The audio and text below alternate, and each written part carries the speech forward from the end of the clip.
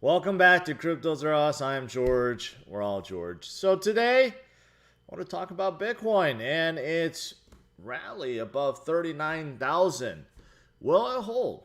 Will crypto hold? Right? That's the big question. I'm going to try to answer that today. And I'll, of course, talk about what's going on in the world. Of course, give you an update on the Ukraine crisis situation, the invasion, and talk about a few other important pieces of news that you should be aware of.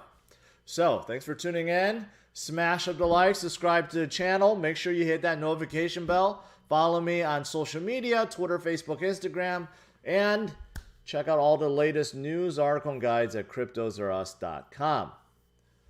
Welcome, welcome, welcome. Hopefully you guys are feeling good today. I am. I have a lot of energy today, and that's because Bitcoin is doing well, right? When Bitcoin and crypto does well, everyone's a winner, unless you're a shorter, and then you're a loser. But that's okay. That's okay because you should never short Bitcoin. Anyways, Bitcoin is holding about 39,000. Obviously, I mentioned about that floor of 34.2 that could be our recent bottom, our local bottom, and we have seemingly rallied up from there quite a lot, above 39,000. Can this continue? Well, I mean, it certainly can. If you look at what's going on in U.S. markets right now, I mean, wow, plus almost 800. NASDAQ plus about 185. You know, European markets way, way, way, way in the green. So it does seem like the markets have priced in what has happened with Ukraine and wants to move forward. Also, it could be because, well, not just being priced in, but it could be because there's a lot of bargains, a lot of opportunities out there, and people are just taking advantage of it, right? So right now, Bitcoin is looking good. Crypto overall is good, up about 8.3%, above 1.8 trillion. Many crypto in double digits today, including Terra, Avalanche, the ones that sold off the most. Ethereum, even, you know, you don't see Ethereum go up 10% too much these days. However, you know, still being at 2,700, still a bargain because we were just above 3,000 not too long ago. So despite today's rally, right, still plenty of bargains out there, plenty of opportunities. And this is the reason why you need to stay in the game. You need to continue to have patience, HODL, and DCA because you just don't know. Things move very, very quickly. And things can come right back up before you know it. All right, now that's the broader, overview. Let's get into some of the things that's happening right now. Well, of course, the invasion is still ongoing. Russia is trying to take over Kyiv right now. There's a lot of firing, but U.S. intelligence and U.K. intelligence both think that the momentum have slowed, that this invasion is slowing down for some reason, and that Ukraine has done a very good job in terms of kind of slowing progress. So that's a start. That's a start. However, you know, this morning I covered a lot more about this in terms of Putin being open to negotiations, or at least open to talks, right? And also China getting involved. I mean, it's a complicated situation. There's a lot of things going on right now, but there is still devastation. There's still casualties. It's limited. However, the biggest sanction that Zelensky, president of Ukraine, is pushing for all the NATO nations and U.S. Is to cut off Russia from SWIFT. Now that is very, very tricky indeed for many reasons. Okay, so some of you guys may know of Germany's dependence on natural gas. Well, it turns out it's not just Germany. It's also Italy and many other countries in Europe. They're dependent on natural gas. Now, the thing is, even according to this Fortune article, if SWIFT is cut off from Russia, then it makes it very hard for countries like Germany and Italy, who are highly dependent on Russian natural gas. It'll be very difficult for them to pay for natural gas if SWIFT is cut off. And they're not the only countries. Austria and even France.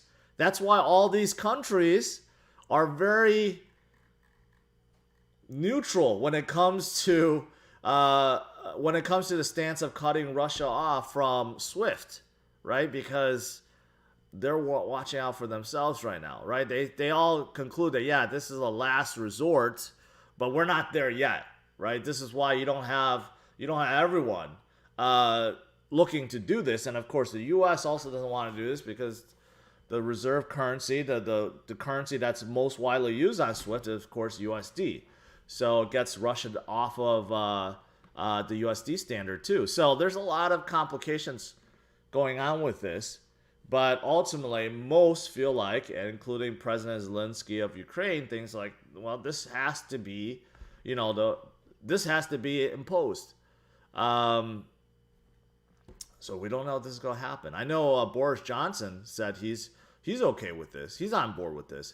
EU overall, I think they were on board with this, but there's several countries that are kind of on the sidelines right now because they're worried about their natural gas. That's what they're worried about right now. So that's the latest news. We'll see. And then of course China is supposedly President Xi is calling President Putin, and supposedly he's telling him to back off. But whether or not that's part of a bigger agenda, which most likely it is, that's still ongoing. However, the markets are kind of pricing this in right now, or there's just too many good opportunities in the markets. Traders just can't overlook, right? Which is why you're seeing such a good green day. And the same thing with Bitcoin and crypto right now. Now, outside of geopolitical stuff, well, inflation is still a big thing, very big thing. PCE came out, which measures a lot of things in terms of how much the price has gone up with these things, and it's up 5.2%. Biggest annual gain since 1983. That's many years, right? That's many years. That's like 40 years or 50 years. So of course, this is something that we need to worry about. A lot of traders still worrying about this, right? Whether or not the Fed, Chair Powell, is going to be very, very, very hawkish. But then, you know what? This attack on Ukraine may nudge the Fed to be less aggressive, right? So again, now it's looking better on this front in terms of the hawkish stance that many people think Powell is going to have. That has softened up a little bit. They think that he's going to be more dovish because of this. And if so, it's going to help the markets, at least right now, right? We don't know. We don't know if that's going to be the case, but we do have this going on, and somehow, yeah, this is actually helping things in terms of the rate hikes, that upcoming rate hikes. So I guess that's good. That's good. So we have that's still on agenda, but it seems like the situation with the rate hike, at least the very first one, 25 basis points versus 50 basis points, at least that has improved slightly because of what's going on in Europe right now. All right, so there's that. Now, what about Bitcoin, right? Bitcoin usage has gone up through the roof recently, especially in Ukraine, and it does show why Bitcoin is important. There's many reasons why Bitcoin is important. There's many use cases. So take a look, and I kind of speculated this. I knew this was the case. Bitcoin exchange within Ukraine spikes up 200% as Russia sparks concerns, right? And I don't know how credible this is, but it makes sense. I was just sent this, that this person on Twitter saying his webmaster is trying to escape to Ukraine because Ukraine now has imposed anyone from the age of 18 to 60 to enlist in the military, but also banks are freezing assets. So according to like this text message, I couldn't withdraw any money. Banks don't work at all, right? National bank blocked all international transactions, so I can't send money out to Poland, right? So remember, Ukraine right now, because what's going on is a martial law. So they're trying to prevent people from leaving the country right now. And also from a financial standpoint, it seems like there's a lot of lockdowns on personal assets and the ability to send assets. Again, this was what Canadians were worried about, right? Because of Prime Minister Trudeau was trying to do the same thing, lock people out of their assets.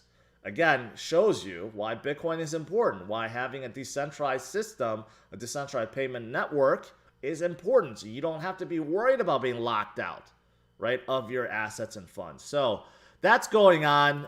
So whenever there's economic uncertainty, when there's a lot of turmoil going on, right, Bitcoin is the solution. So this definitely has helped Bitcoin. And also just from humanitarian efforts. I mean, with that, according to this, there's a lot of Ukrainians that are creating NFTs just to, get funding, right? Just to support themselves and get funding for good causes. So this is also helping them in a big way. And of course, there's a lot of donations also happening, right? So there's a lot of use cases for Bitcoin. As a lot of centralized systems lock out accounts and lock out transactions, and as the government is also locking out transactions, Bitcoin is the solution. So Bitcoin right now is being proven, right, by the world that it works. It works as intended, and people can actually use it. So guys like Peter Schiff or any other guy that says, Bitcoin has no intrinsic value, well, the network itself has a lot of intrinsic value. There is no other network like it out there, right? Visa, MasterCard, American Express, Swift, banking, ACH, whatever, wire transfers, they all go through some middle party that could be frozen and you could be locked out, but not Bitcoin. So Bitcoin is proving itself right now. So that's good. It has not yet proven itself against short-term inflation fears, but it will long-term. Bitcoin is the best asset for that. So again, Bitcoin is the solution for that as well, right? So very good. Very good indeed. So this is the reason why Bitcoin is strong, has not dipped any further, has not dipped to like 10,000 and 20,000 like some people have speculated. Bitcoin is the truth. It's the answer. And many people realize that now, and that is why it's not going to go away. And nor is crypto, nor is decentralization, nor is blockchain, right? All right. Also, in terms of miners, not a surprise. Just take a look at Bitcoin mining hash rate. Continue to go up and up and up and up to the moon. And that's not going to stop anytime soon. U.S. miners are expanding operations. Many have declared how many machines they have bought and how much hash will increase this year. The miner's not going away. Part of the reason why Bitcoin's supply is so low, there's no major dumping from the miners right now. Not one bit. Everyone is just upping the operations and hashing more and making more Bitcoin for themselves. And what are they doing? They're hoarding it. They're holding it. They're not selling any of it, right? So that is still increasing. VP, Super Chat, totally agree. BTC proved useful, as you mentioned, for Ukraine donations. But what do you think about the crypt top story right now could help Russia evade sanctions? That's been speculated already, right? I think it's a little bit too early for that to think that if Russia wants to, okay, let's say worst case scenario, Russia gets cut from SWIFT. Are they going to adopt Bitcoin to process their banking transactions? I think no. I think it's too early for that. However, it could accelerate that, and they may look at integrating crypto further and utilizing the blockchain, but they have their own SWIFT equivalent, and most likely they're going to adopt that right now. So that is a possibility, but of course, not a good endorsement for Bitcoin. However, it does show that Bitcoin is neutral, right? It's not just created for Americans or created for NATO. It's created for the whole world. Anyone could use it. And that's the beauty of it, right? So a little bit too early for that, I think, in my opinion. But we'll see. We'll see. What else is there? Obviously, a lot of investors are buying the dip because, again, Bitcoin is the truth, is the answer. And according to addresses, well, a ton of addresses have been added recently. Total addresses over just 0.1 Bitcoin has reached 10 million. Well, close to 10 million. 9.5 million. You can see the blue line. Just addresses keeps going up and up and up and up. Regardless of Bitcoin's price, just keeps going up and up and up. And that's because more and more people are learning about Bitcoin and getting involved, right? Not whales, just anyone with at least 0.1 Bitcoin. So not a big surprise at this point. What else is there? Hey, look at this. Banks better be fearful because a lot of people are moving away. Top Goldman exec has joined Coinbase. And why wouldn't they? Because Bitcoin is the future. So why not join Coinbase rather than stay with Goldman? And Coinbase, of course, recently just had their earnings report, and it was fantastic. Revenue, top, bottom, revenue, profits, all way high, exceeded expectations, and Coinbase is just growing by leaps and bounds right now, even though their stock is not going up today. But Coinbase is definitely a powerhouse, and banks should be fearful of Coinbase. I mean, honestly, Coinbase will become the biggest bank, / exchange, but they will become the biggest bank probably in the U.S. Pretty soon. What else is there? Coinbase did also add ledger support. This is good. So Coinbase has a wallet, which is app-based, and also they have a wallet that's browser-based. And if you're using a browser-based one, now you can hook up your ledger, so it makes it more secure. So that's pretty good. Anytime you can transact directly from your ledger, utilizing some kind of mobile browser-based wallet, it just adds a little bit more security. So that's pretty good. And then another bank, BNY Mellon, who was very, very against Bitcoin and crypto.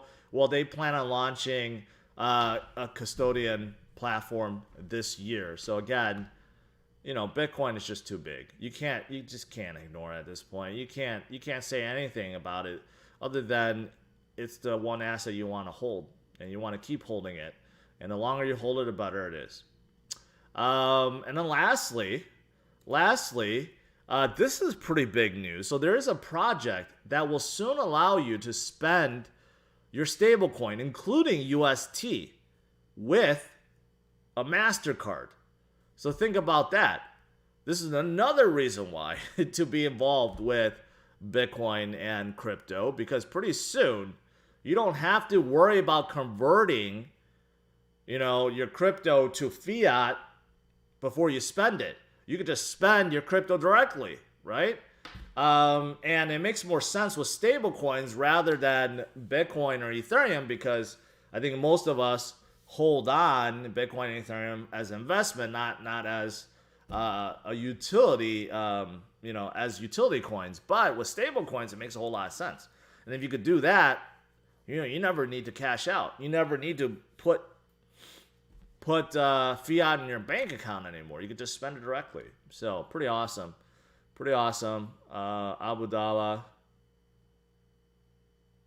Abdullah. I'm sorry, I screwed that name up. I appreciate the super chat.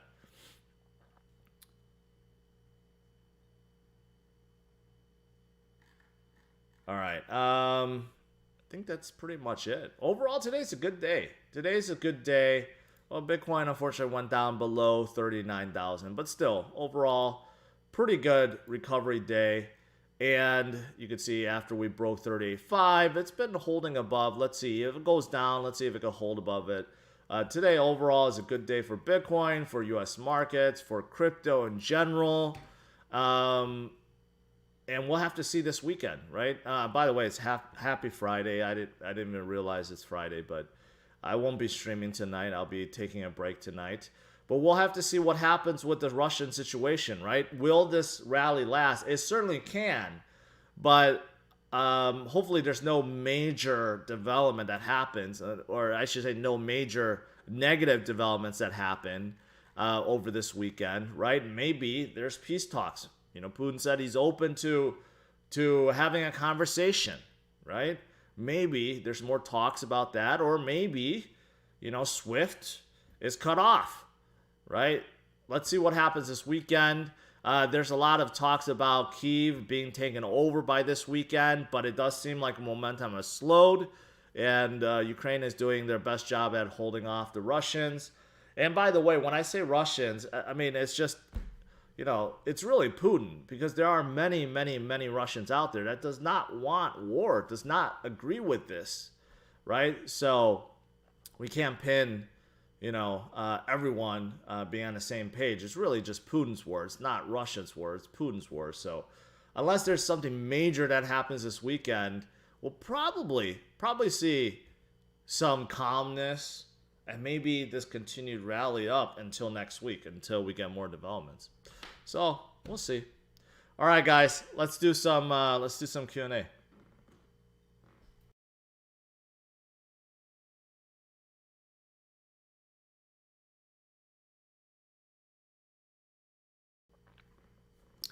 Gold is on a well overdue run. You know, I didn't even check gold today.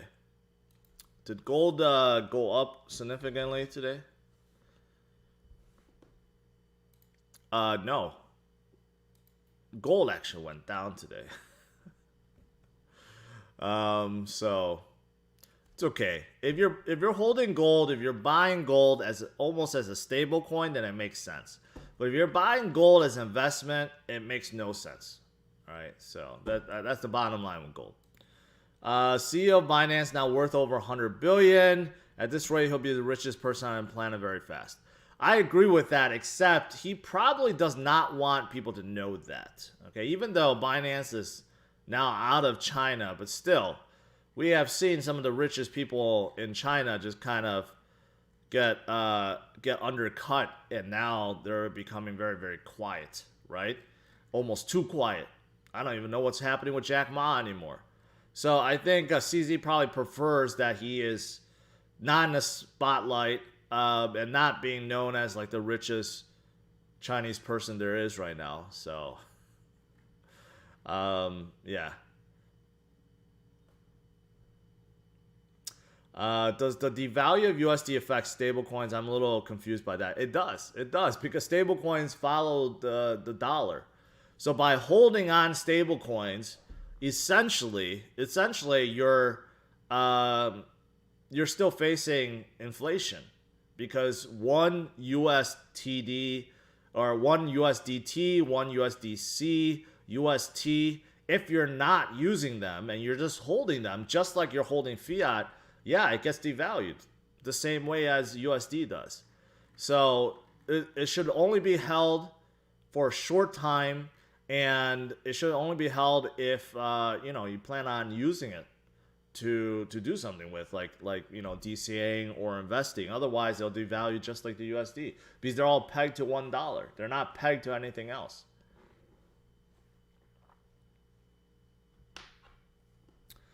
What's your thoughts on Cardano for foreseeable future? I think Cardano's oversold. I think Cardano under $1 is a buy.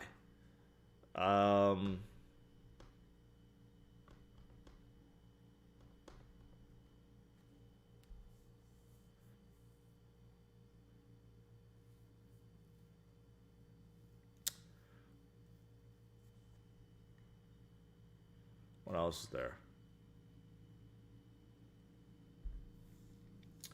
Yeah, I think the next thing is whether or not, if there's a buddy-buddy relationship between Z and Putin, and Z is trying to, make China look good by, making Russia back off or ceasefire, I don't know if that's going to lead to, China trying to take over Taiwan. I don't know if that's the case. I think Taiwan is just too important.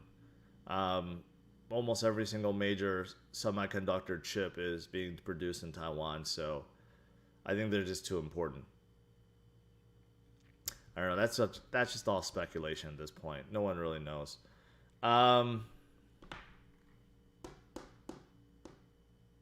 What are your thoughts on the new Q4 e-tron? I don't know. I saw a commercial about it. The e-tron itself is okay in my opinion. Compared to the Model Y, it's more expensive. It has less range. It's a little bit smaller, surprisingly. It looks like a bigger SUV, but it's not. But it is much more luxurious. And it's quieter. It drives better. Feels better inside. But it doesn't come anywhere close in terms of range or places to charge. So Q4 will probably be more the same. It looks like it's a smaller SUV though. I don't think I can't stand like, you know, compact SUVs anymore. I'm interested in crypto development. Was thinking about coding Algorand because there are fewer devs and the chain is fast secure. It's a good bet. I think if you're in crypto development, VP, honestly, go with Solidity. Okay. Everyone is coming out of the EVM compatible chain, including Algorand. They're all trying to come out with it. Solidity is the programming language of Ethereum and the base language for Ethereum virtual machine. So you should learn Solidity first before anything else. It is the most widely used language. The development base is the biggest. The development tool is the biggest, and every single chain is trying to add on EVM compatibility right now. So I just noticed my microphone was probably very quiet. I apologize for that. Sometimes the volume gets, the knob is on the bottom and it gets loosened.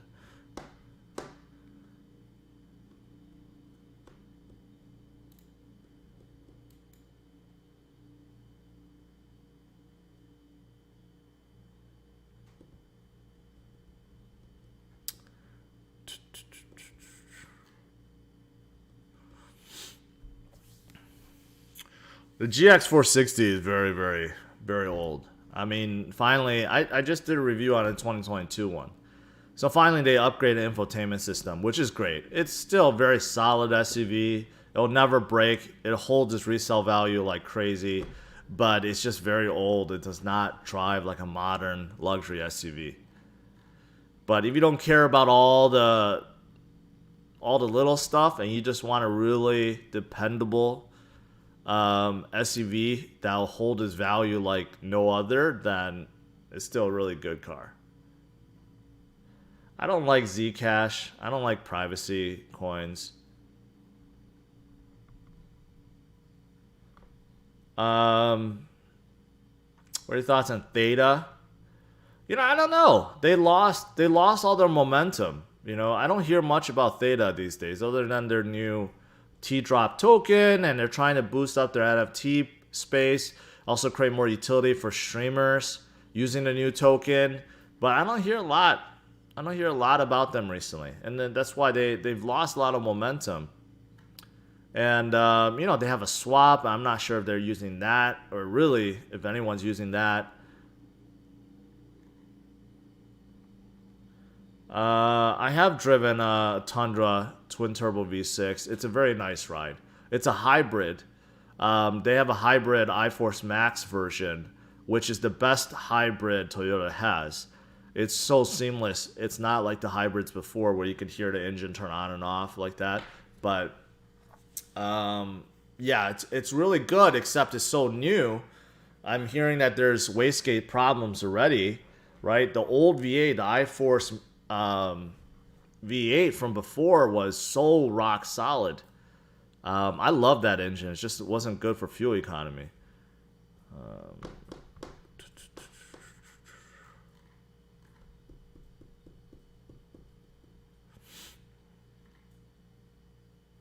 Why do people ask about buying coins that are 20% up? Because they want confirmation.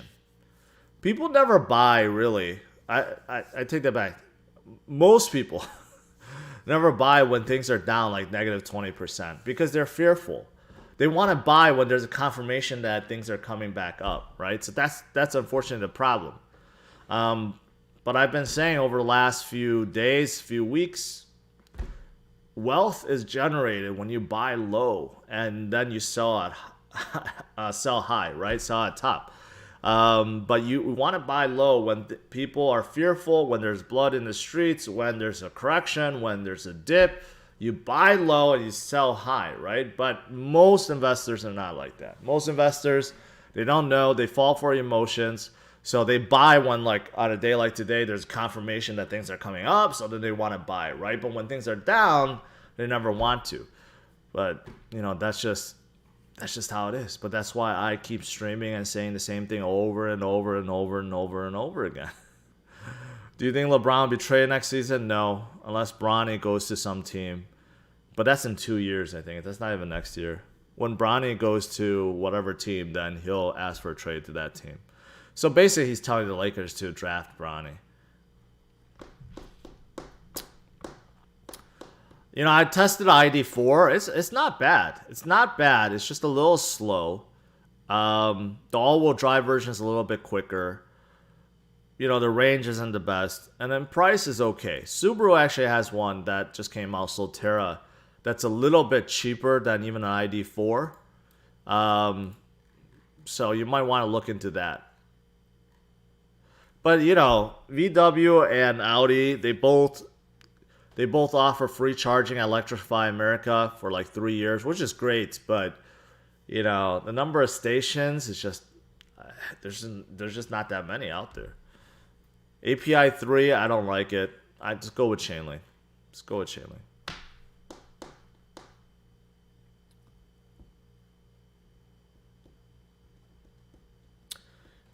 Stacy Wood, hey, thanks George from San Diego. I was just there. I love San Diego. It's a beautiful place. Learning a lot in new markets. Shouldn't ETH be publicly traded, or what am I missing versus the likes of BTC? I think you're confusing. No crypto is publicly traded.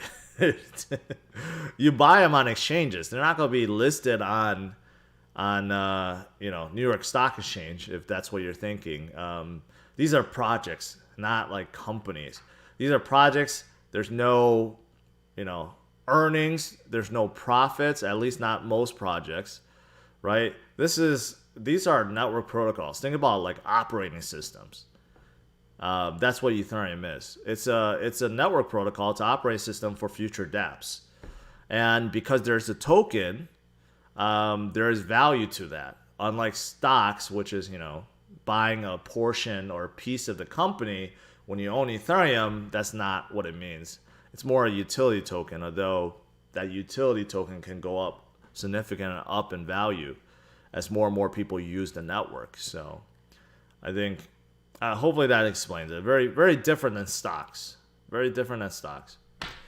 All right, guys, I'll let you go. OMG, not a fan. Not a fan. Went too many transitions, and you know, as a layer 2 scaling solution, there are many better options. Better options like Polygon or Phantom or Immutable X. Better options out there. Have I driven a Polestar? Not yet. Not yet. All right, guys, smash up the like, subscribe to the channel. You know, the rally, it's good. It's good. You know, unexpected, but yeah, since yesterday to today, we had a pretty good rally up.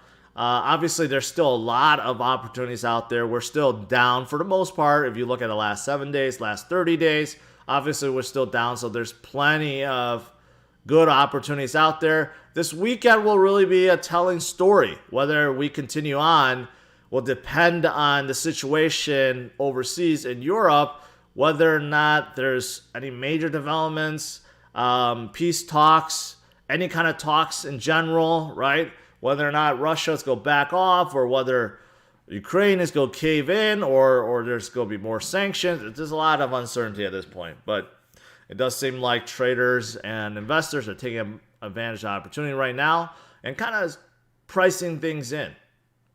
But we'll see. We'll see. I'll be streaming tomorrow, 11:30 a.m. Central Standard Time, so make sure you tune in. Make sure you smash the like and subscribe to the channel, and I'll see you guys tomorrow. Have a good one, guys. Take care. Bye-bye.